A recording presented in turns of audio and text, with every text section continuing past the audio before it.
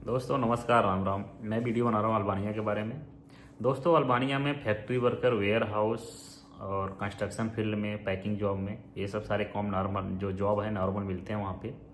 तो normal job में जो वहाँ का क्या क्या सिस्टम है, क्या सैलरी है, क्या फैसिलिटी मिलती है, मैं पूरा स्टेप बाय स्टेप बताऊँगा।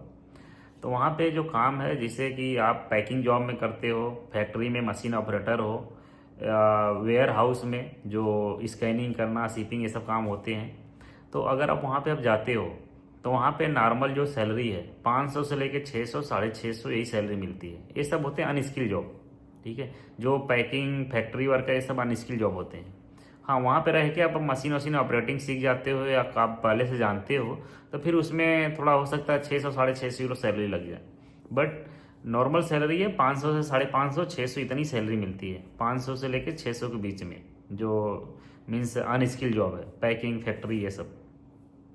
आप अगर कोई कार मैकेनिक हो, कोई स्किल्ड है, आप कोई काम जानते हो तो फिर 600-700 तक मिल जाता है।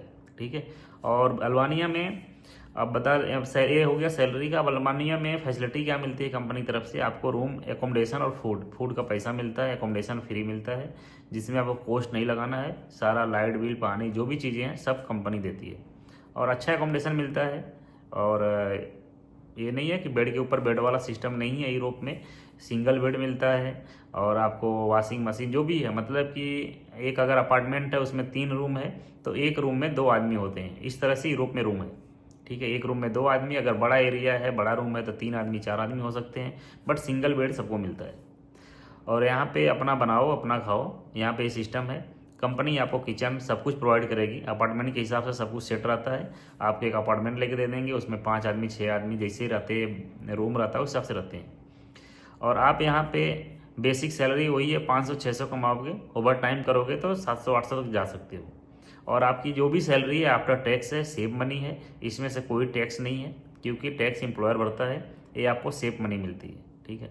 और अल्बानिया का प्रोसेस टाइम जो है 2 से 3 महीने के बीच में हो जाता है। उसका ई वीज़ा मिलता है और ई वीज़ा लो, टिकट करो, अपना जाओ।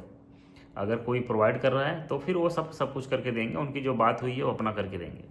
और वहाँ पे वेदर अच्छा है, इतना मतलब कि गल्फ की तरह नहीं है। लाइफ स्टाइल थोड़ा अलग है, चेंज है। यूरोप में है तो थोड़ा सा डिफरेंट आता है, आप समझ सकते हो। मैं ये बोलूँगा कि गल्फ जाने से बेटर है कि यूरोप में अल्बानिया जाओ, सर्बिया जाओ। गल्फ जाने से बेटर है कि इन फ्यूचर में आप अल्बानिया से, सर्बिया से अगर शेंगन में आना चाहते हो तो वीज़ा लगने के चांसेस ज़्यादा रहेंगे। जैसे गल्फ में क्या होता है, सेम सेम इंडिया की तरह हो जाता है। इंडिया में भी वीज़ा रिफ्यूज हो जाते हैं, गल्फ से भी वीज़ा रिफ्यूज हो जाते हैं। और अगर अल्बानिया में, सर्बिया में, बेलारूस में, अगर इस सब कंट्री में हो, यूरोप में हो, तो वीज़ा लगने के चांसेस थोड़ा ज़्यादा जाते हैं शेंगन में आने के लिए। फ्यूचर में आप 1 साल के बाद, 2 साल के बाद शेंगन में आ सकते हो। आप यहाँ पे फिर अपना शेंगन में आने के लिए आपको ज़्यादा टाइम नहीं लगता है, अपॉइंटमेंट ईजी मिल जाता है और प्रोसेस भी फास्ट हो जाता है। तो ये सब बेनिफिट होता है यूरोप में आने से।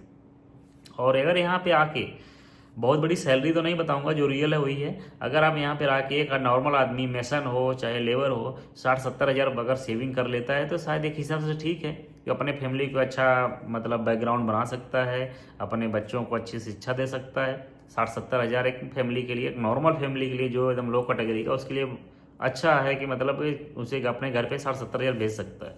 क्योंकि गल्फ में क्या है, गल्फ में ज़्यादातर 25 से 30 हज़ार और ज़्यादा से ज़्यादा 40 हज़ार तक सैलरी बन पाता है। ये है, हकीकत है। क्योंकि हम लोग भी गल्फ में थे तो वहाँ का यही सैलरी है। 1500 से दरहम से लेके 2000 के दरहम तक, बहुत ज़्यादा से ज़्यादा मिलेगा तो 2500 दरहम तक। अगर 2500 दरहम है तो आपको 50-55 हज़ार तक बनता है। फिर उसमें आपके खर्चे फर्चे सब निकलते हैं तो आपको बनता है वही है, 35-40 हज़ार सेविंग होता है। ठीक है। तो ये सब है सिस्टम। तो जो गल्फ नहीं जाना चाहते हैं उनके लिए बेस्ट ऑप्शन है कि सर्बिया, अल्बानिया जाएं, आराम से वहाँ पे काम करें और वहाँ पे एक्सपीरियंस लें। वहाँ पे अच्छी लाइफ है, वेदर भी अच्छा है। और यूरोप में देखो, कहीं भी किसी कंट्री में जाओगे, गल्फ हो, इंडिया हो और माल्टा हो, कहीं पे भी आपको काम तो करना पड़ेगा।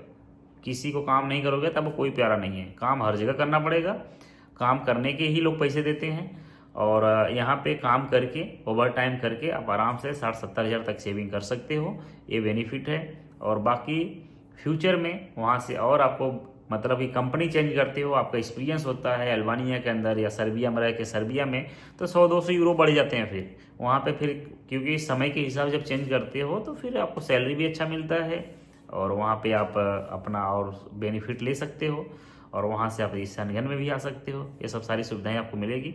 बस इतना ही बताना चाहूँगा कि आप लोग अगर आना चाहते हो तो आप अल्बानिया, सर्बिया, बेलारूस आप ट्राई करो। 600-700 यूरो तक आप आराम से सेविंग कर सकते हो खा पी के, ठीक है। और रूम वूम सब अच्छे मिलते हैं दोस्तों, आप लोग आइए, अप्लाई कीजिए और ट्राई कीजिए। और अपना जो भी है, एक चीज़ और बता दूं, देखो किसी भी कंट्री में आप प्रोसेस करते होते एक गवर्नमेंट फीस होती है, जो जैसे माल्टा का है 600 यूरो है, तो ऐसा सारे कंट्री के चार्जेज होते हैं, 200 यूरो 300 यूरो हर कंट्री के होते हैं। तो ये सब चीज़ें जो गवर्नमेंट के खर्चे होते हैं, कहीं से भी अप्लाई करते हो तो आपके ऊपर आते हैं। अगर वो 200-300 यूरो का, 400 यूरो का आप रिस्क ले सकते हो तो यूरोप के लिए अप्लाई करो। ये गल्फ की तरह नहीं है। गल्फ में क्या होता है कि वीज़ा के बाद पैसा लेते हैं, बहुत सारे अलग अलग सिस्टम होते हैं। तो यूरोप में क्या होता है कि गवर्नमेंट फीस है, तो कोई भी कंपनी है वो पेमेंट लेती है, फिर उसके बाद आपके बायोमेट्रिक के चार्जेज आते हैं, तो अलग अलग इसमें चार्जेज आते हैं। तो अगर आप माइंड में एक रखो कि हम 300-400 यूरो का रिस्क ले सकते हैं, 500 यूरो का रिस्क ले सकते हैं, तो अप्लाई करो, ठीक है। तो जैसे अभी एग्जांपल ले लो, माल्टा में है गवर्नमेंट फीस 600 यूरो है, अलग अलग चार्जेज लगते हैं माल्टा में आने के लिए। तो इसी तरह हर कंट्री के 200-300 यूरो, 400 यूरो खर्चे आते हैं। तो अगर ये सब आप रिस्क ले सकते हो, 200-300 यूरो की जो भी खर्चे गवर्नमेंट की फीस आएगी हम रिस्क ले सकते हैं, तो फिर अप्लाई करो। बाकी का तो आदमी वीज़ा के बाद पेमेंट लेता है, या उसका सिस्टम होता है कि जो कंपनी ने, जो एजेंसी ने आपको प्रोवाइड किया होगा वो सिस्टम बताएगा आपको, तो उस सिस्टम से आप बात करके अपना काम करवा सकते हो।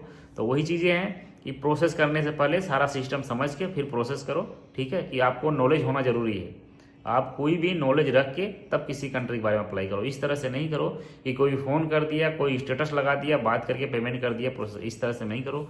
सारा पूरा क्लियर करके, पूरी जानकारी रख के फिर किसी कंट्री का अप्लाई करो, चाहे माल्टा हो, अल्बानिया हो, सर्बिया हो, बेलारूस हो, क्रोशिया हो, एनीवे कोई भी कंट्री हो। पूरा सिस्टम क्लियर करके फिर अप्लाई करोगे तो आपको प्रॉब्लम फ्यूचर में नहीं आएगी। और आपको स्टेप बाय स्टेप पेमेंट क्या होता है, BFS कब होगा, किसका BLS होगा, किसका नहीं होगा, ये भी चीज़ें जानना जरूरी है, ठीक है। आप गल्फ से कर रहे हो कि इंडिया से कर रहे हो, गल्फ में क्या अपॉइंटमेंट सिस्टम है, इंडिया में क्या, सब कुछ क्लियर करके दोस्तों आप अप्लाई करना, ठीक है। अदरवाइज मत करो। अगर आपको नॉलेज नहीं है उसके बारे में तब पहले नॉलेज लो फिर अप्लाई करो, मैं ही बोलूँगा। बस आज के लिए इतना ही दोस्तों। और फैक्ट्री वर्कर वेयर हाउस के लिए अल्बानिया में अगर जाना चाहते हो, अच्छा अपॉर्चुनिटी है, वहाँ पे आप जा सकते हो, 500-600 यूरो कमा सकते हो, वही है 60 से 70 हज़ार आराम से सेविंग कर सकते हो। अगर जो जाना चाहते हैं वो कमेंट करना, मैसेज करना, अब उनसे फिर हम बात करेंगे और आपको बताएंगे वहाँ के बारे में क्या क्या आपको बेनिफिट और अदरवाइज मिल सकते हैं और आप कौन सी कंट्री के लिए आपको बेटर हो सकते हैं, ठीक है दोस्तों। थैंक यू, धन्यवाद।